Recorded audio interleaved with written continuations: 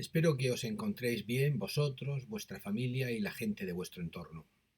Vamos a realizar un recorrido por el pensamiento teatral de Brecht a partir del pequeño organón para el teatro, dando indicaciones básicas para obtener una visión general y básica de la estética brechtiana.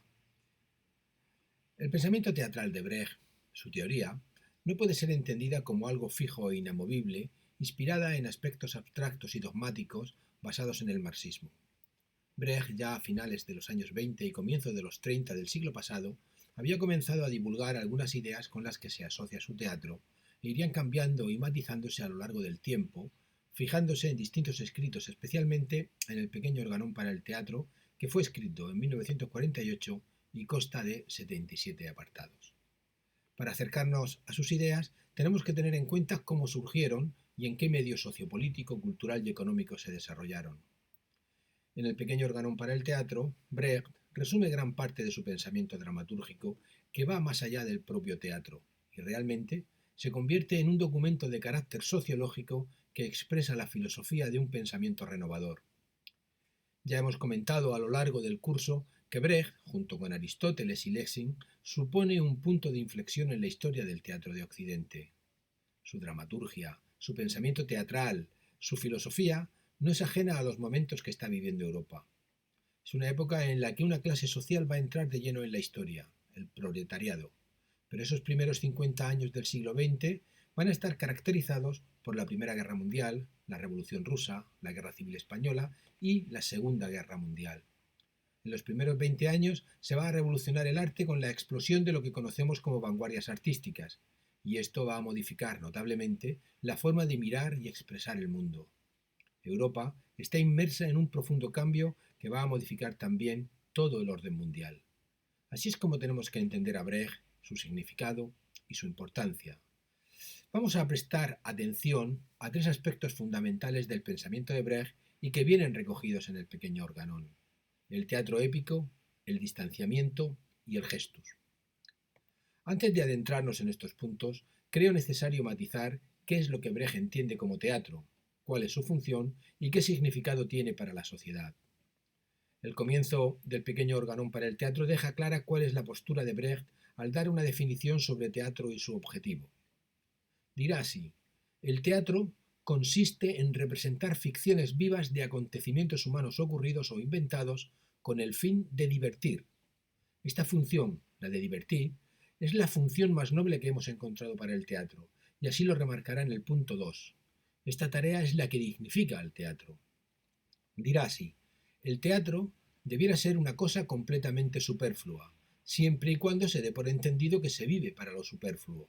Las diversiones precisan de menos justificación que todo lo demás.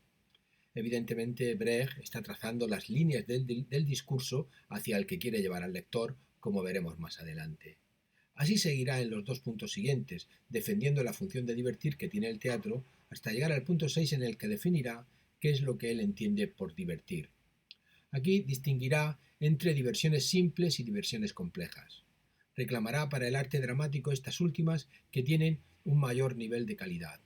Dirá así: sin embargo, hay diversiones débiles, diversiones simples, y diversiones fuertes, diversiones complejas, que el teatro es capaz de ofrecer. Estas últimas, las complejas, con las cuales nos encontramos en el arte dramático, alcanzan su elevación algo así como la alcanza el amor en la cohabitación. Son mucho más complicadas, más ricas en aspectos, más contradictorias y preñadas de consecuencias.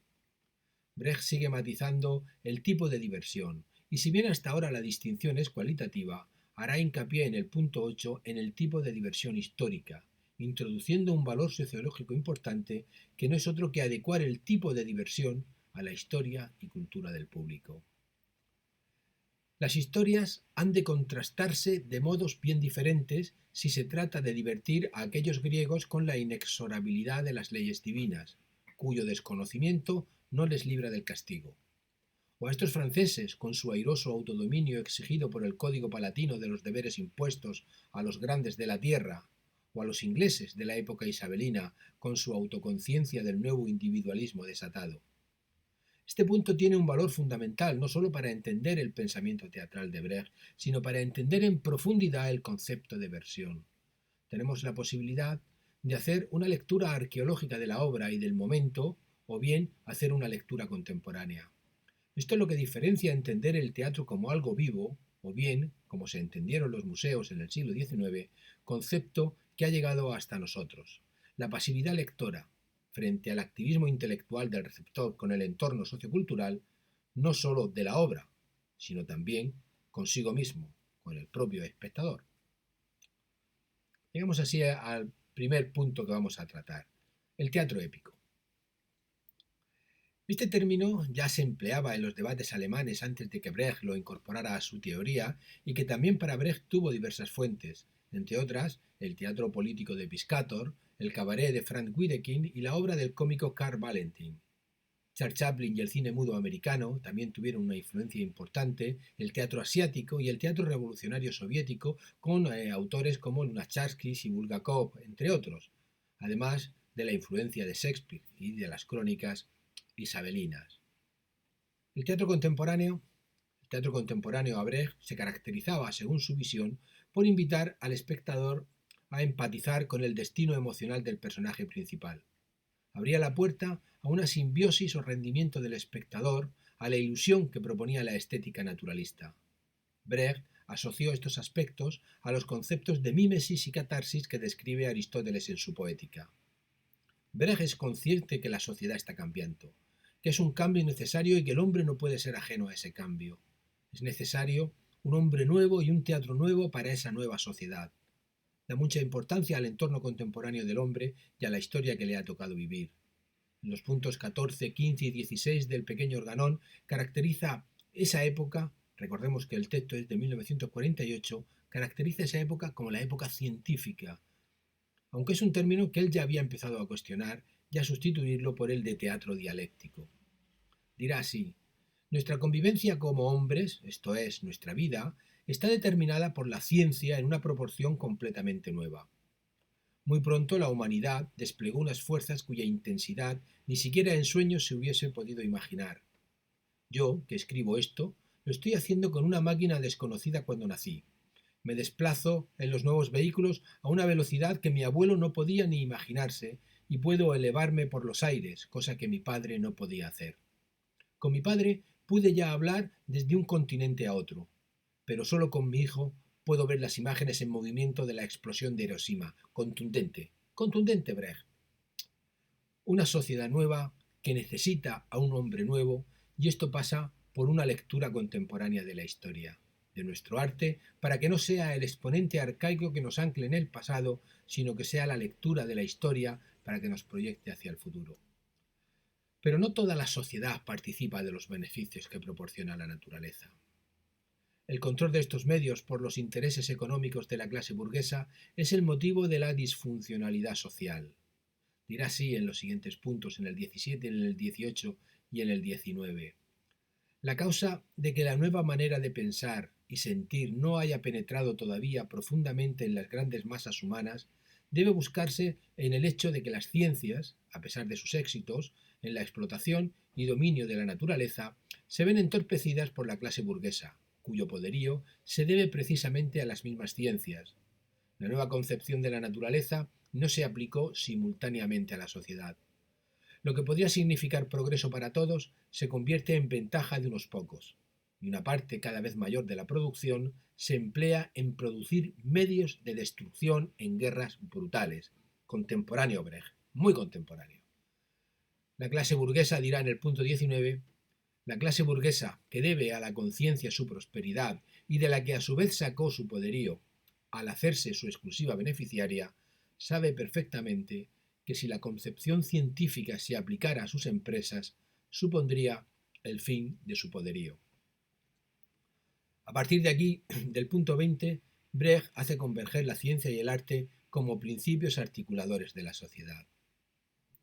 La ciencia y el arte coinciden en que ambas existen para facilitar la vida de los hombres, la primera en cuanto los mantiene, la segunda en cuanto los entretiene. El teatro tiene como objetivo divertir, entretener, pero ha de estar de acuerdo con la característica de esta nueva sociedad, del hombre nuevo, que es hijo de la era científica. En sus escritos para el teatro, resume las características del teatro épico a mediados de los años 30, diciendo lo siguiente. El escenario comenzó a narrar una historia. Ya no se echaba de menos al narrador. No solo el decorado de fondo adoptó una actitud frente a los acontecimientos sobre el escenario, sino que también los actores se abstuvieron de entrar por completo en su papel. El escenario empezó a instruir.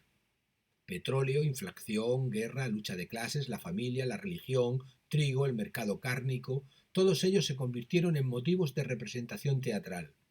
Los coros informaban al espectador. Las películas mostraban una sucesión de acontecimientos de todo el mundo.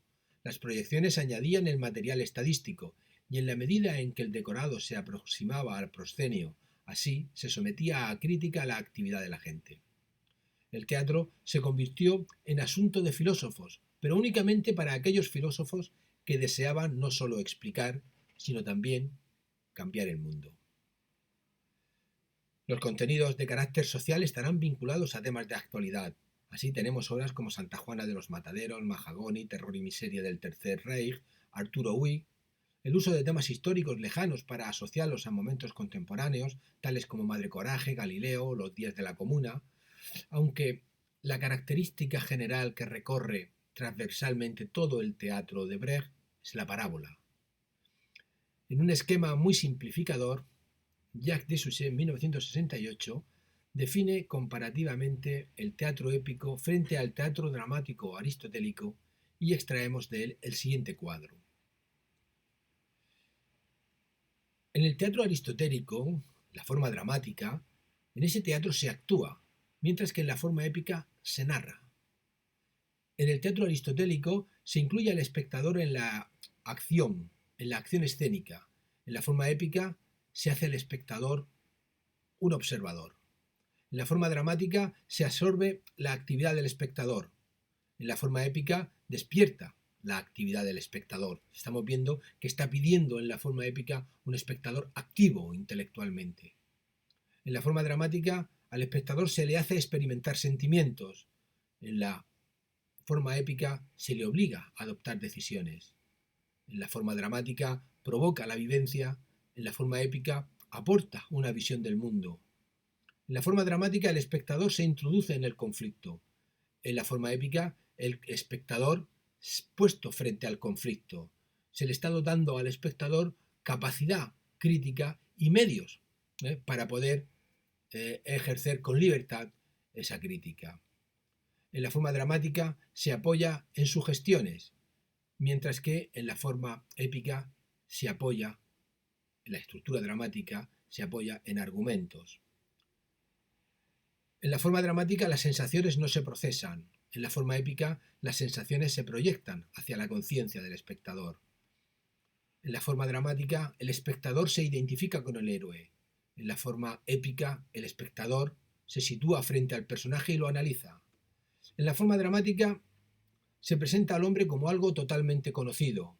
En la forma épica se presenta al hombre como un objeto de investigación.